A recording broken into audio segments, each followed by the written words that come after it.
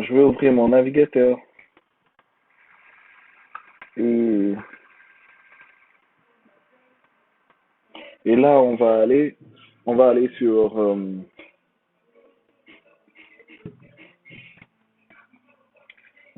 Google. Ça dépend de moteur de recherche que tu voudras. Donc, moi, la plupart des fois, je me sers de Google. Je trouve que c'est un peu, bon, c'est ma préférence. Il y a plusieurs. Ok, on va aller sur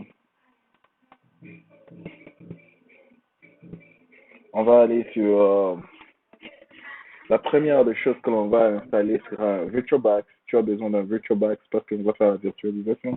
Tu crées juste un VirtualBox.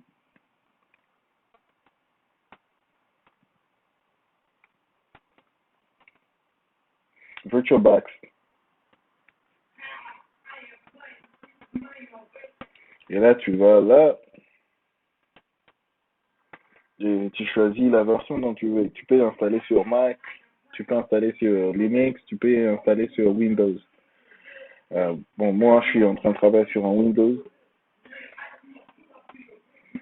mais la plupart des fois,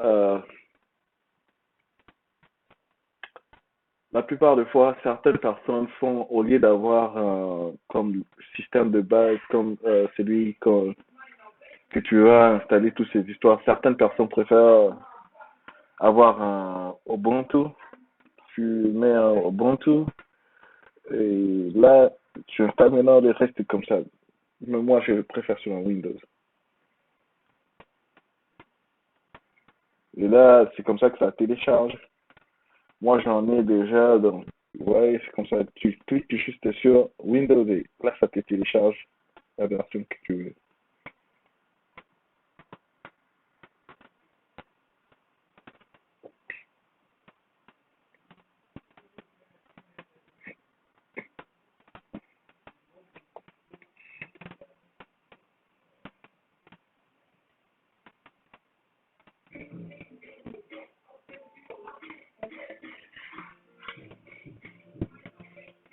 Je télécharge parce que je voudrais vous montrer quelque chose, euh,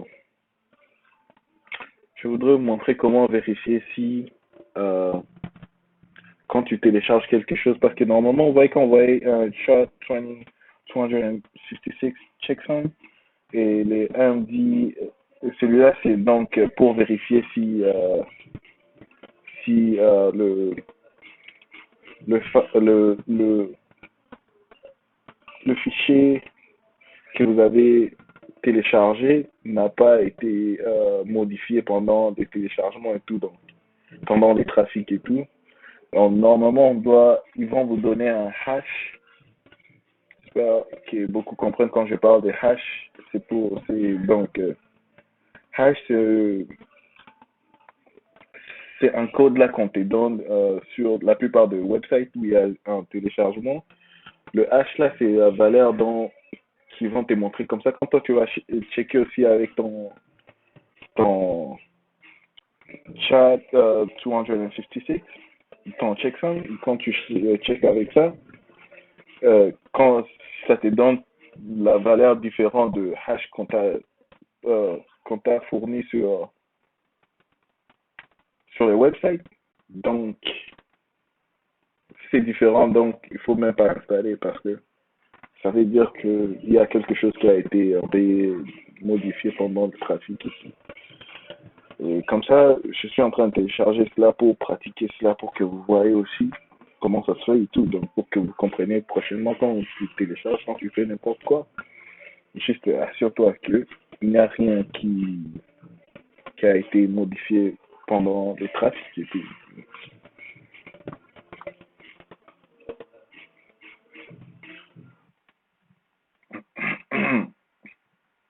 Je m'excuse. I'm sorry. Euh, Là, le retour, je crois qu'on était à l'étape où il fallait où j'étais en train de parler, quand tu télécharges quelque chose comme un file, comme j'ai téléchargé là, comme je vous avais montré, et une fois téléchargé, tu vas, comme j'avais dit auparavant, ce sont de bonnes techniques. Par exemple, si tu étais engagé dans une compagnie comme je ne sais pas, SOC analyst ou bien cyber security engineer, quelque chose comme ça. Ce sont des petites choses comme ça qui check si vraiment tu es quelqu'un qui peut euh, donner un rôle, tu vois. Donc, voir si tu te sers aussi de, comment on appelle, de bonnes pratiques et tout. Donc, des bonnes manières en informatique. On peut être famille et tout. Donc, ok, quand une fois tu télécharges, tu vas là sur, tu vois, comme là, ils t'ont donné SHA 256 checksum et ils ont aussi MD5 checksum. Ok, on va voir la valeur. Là, tu cliques sur le website pour voir de quoi. Ça s'appelle des hashes. Tout ça sont un c'est hash. Et comme il y a plusieurs hashes, et c'est ça ici la valeur aussi qu'on t'a donnée pour vérifier si une fois quand tu as téléchargé et quand tu vérifies, ça ne donne pas la même chose, la même valeur que celui que les hash valeurs qu'on t'a donné. Donc, il ne faut pas même installer le EXE, le exe file. Faut pas même oser de l'installer parce que ça prouve que il y a eu des modifications. Donc, faut pas avoir confiance en ça. Ok, je vais maintenant vous montrer comment checker si c'est authentique et tout. Pour savoir si c'est authentique, tu fais, euh, tu vas dans les dossiers où se trouve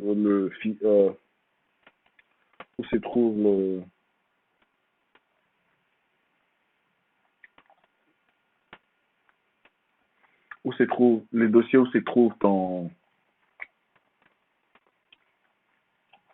tu vas dans le dossier où se trouve ton file.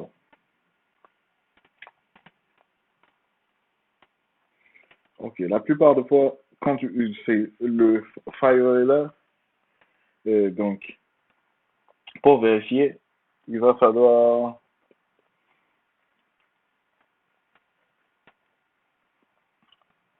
tu peux ouvrir ton PowerShell à côté ou bien tu peux ouvrir tu peux checker même euh, dans ton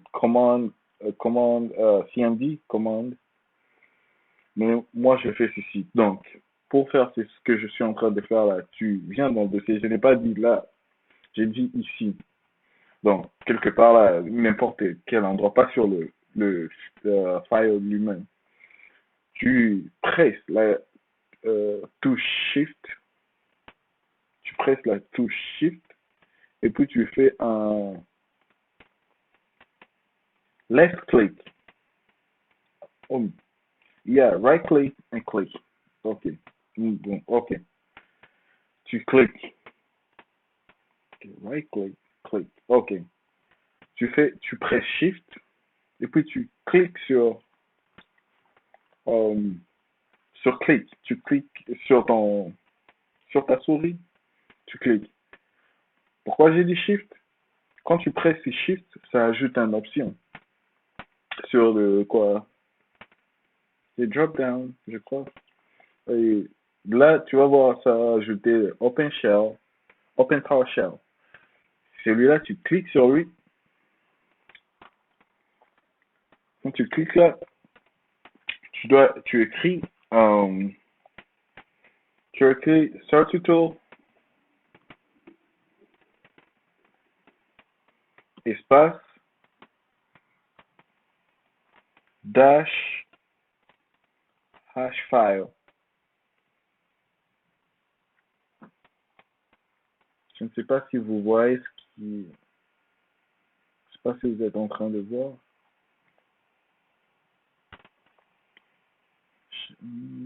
Ok, je ferai de toute façon, vous pouvez voir. Donc, vous allez voir ce que j'ai écrit. J'ai écrit Certutal espace hash file.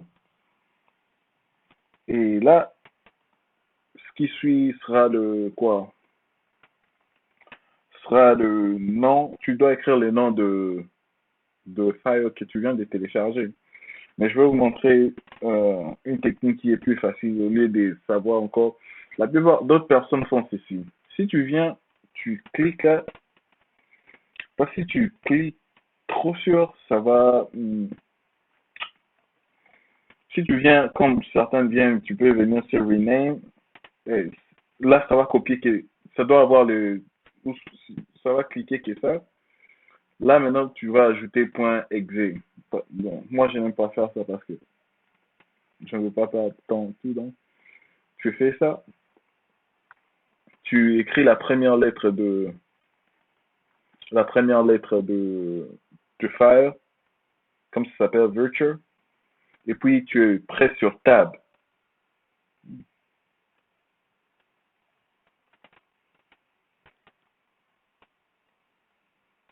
OK. Pourquoi le V que j'avais écrit là est en majuscule. Si tu es en train de faire ça, si tu écris le V en minuscule, tu presses Tab, ça va pas autocomplete. Tu écris le V en majuscule et puis tu presses Tab, ça va compléter. Et là, pour maintenant tu peux checker, il y a plusieurs checksums que tu peux checker en MD5, en SHA1, SHA2 qui est SHA 256, 200, SHA 384, SHA 512. Mais on va checker pour MD5. Et là, vous voyez la valeur. Et là tu peux checker dans leur website pour comparer quoi qu'ils t'ont donné. On va réduire celui-ci. Là, on va lui. Tu vois, là.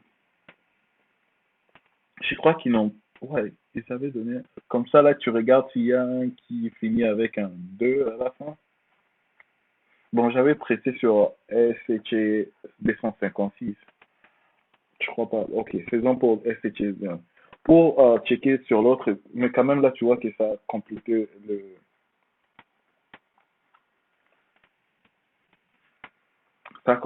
la tâche que tu l'as donnée avec succès. Pour checker le SHA 256, tu appuies juste up here, la flèche en haut, et là, tu n'as pas à réécrire tout cela. Et tu supprimes juste les MD5, tu écris SHA 256. Et là, c'est bien encore succès. Tu vas voir quelque part 12. Attends, je vous le montre. C'était quelque part là. Ok, celui-là. Celui-ci, ici. Si tu compares celui-ci, attends que je regarde s'il y a commande highlight. Ok, pourquoi ça? Pourquoi? Ok, attendez.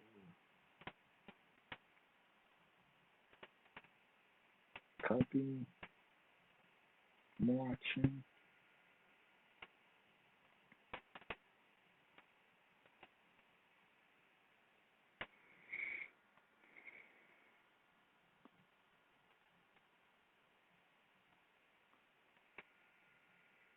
Ok, celui-là. Et si tu vas dans leur website, tu verras celui-là et idem à celui que tu as trouvé là-bas. Quand tu vois ça, donc ça veut dire que ce que tu as téléchargé est authentique, ça n'a pas été modifié. Ok, on va passer à la prochaine étape. Une fois celui-là téléchargé, on va télécharger maintenant d'autres histoires que l'on aura besoin. On va télécharger un Kali Linux virtual version. Je vais vous montrer comment le télécharger.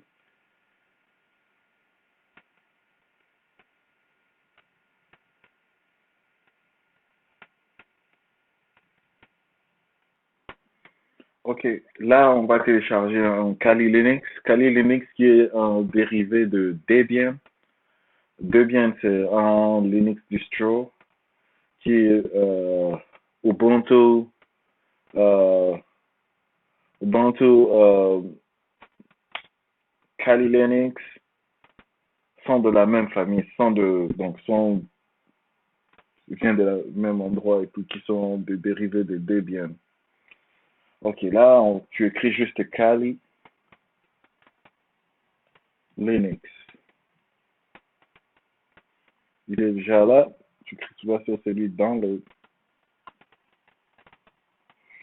et tu vas sur le website. Assure-toi que c'est le website authentique. Tu vois, qu'on va à Kali et une fois on est là, tu vas.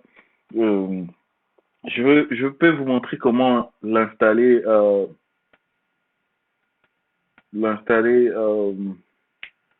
installer juste le système lui-même comme tu installes. Mais moi, je préfère trop le virtuel. Je vais vous montrer comment le faire. Tu viens, tu cliques sur celui-ci, Virtual Machine. Donc ça, avec celui-là, tu n'as pas besoin de faire l'installation. Ça sera plus facile. Tu vas juste cliquer sur le setup et ça sera déjà facile. Tout sera donc automatique et tout. Donc moi, je préfère souvent installer celui-là. Je sais déjà comment installer l'image. Celui-là, c'est même comme si tu installais un Windows 10 ou 11 et tout. Donc, moi, je clique sur celui-là et après, tu vas sur. Ça dépend maintenant de quel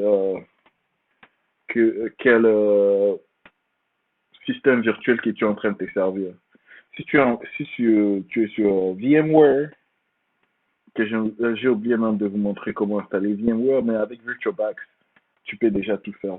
Si tu as besoin de VMware, je peux aussi ajouter comment installer VMware. Mais comme on a VirtualBox, tu cliques là, tu peux le télécharger directement. Là, ça vient directement. Et aussi pour ceux-là qui veulent, si tu as une connexion très lente, je vais vous montrer comment télécharger cette histoire ici. Ça s'appelle, hmm, ça s'appelle, tu écris juste IDM, yeah, Internet Download Manager. Et celui-ci, tu cliques là, tu le télécharges, et là, tu peux t'en servir pour 30 jours gratuitement. Et avec lui, tu peux facilement augmenter la vitesse de téléchargement. Ouais, avec celui-là, si ta connexion est lente, tu utilises celui-ci, tu peux ajouter combien de mégabits il télécharge par seconde et tout. Tu peux augmenter la vitesse. Il est super bien pour télécharger plus rapidement quand tu télécharges directement. Mais quand tu télécharges Torrent, tu as besoin d'un Torrent Downloader.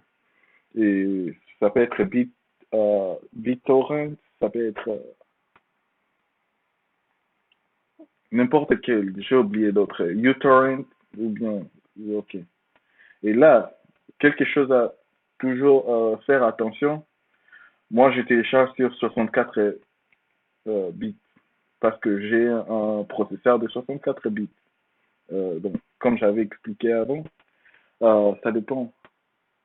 J'espère que j'avais déjà dit auparavant, si tu as un processeur de 64 bits, donc tu vas pour 64 bits.